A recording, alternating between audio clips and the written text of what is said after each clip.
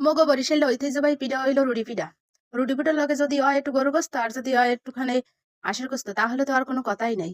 এই রুটি পিঠা বানানোর লগে আগেই গুড়ির মধ্যে নুন দিয়ে গরম পানির মধ্যে কতক্ষণ ডাকিয়ে রাখতে দিলাম। এরপর উঠেই ডলাডলি হলাম। সেই ডলাডলি আর আম্মাকে দেখাইলাম না।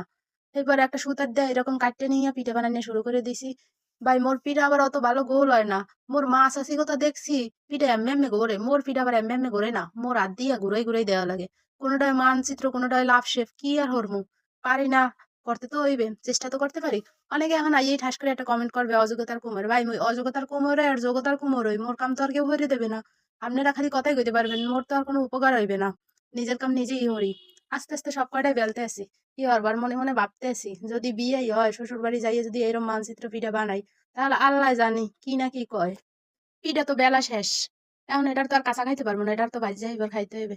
চুলার উপরে দিয়ে দিলাম একটা তাওয়া। মগো বরিশালে আবার ছাতির জাঙ্গা আছে না হেতে খোলা বানাইয়া ফাঁক ফাঁক এর মধ্যে বাজে। সেটা খুব ভালো হয় লাকড়ি দিয়া।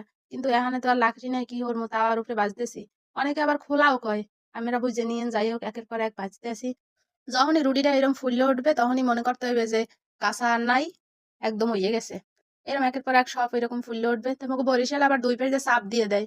মুই আবার এখানে চাপ সব দিই না কই যেহেতু গরুর গোশ দিয়ে খাবো তাহলে চাপ দিয়ে আর লাভ কি মেলা মেলা থাকলে ধরে খাইতে সুবিধা হইবে।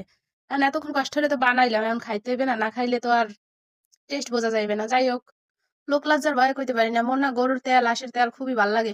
এই জন্য লইয়া লইছি তেল আর গোশ। এখন একের পর এক মুখে দিতেছি। আরে কি মজা, জিব্বায় পানি উঠবে আমনে গো।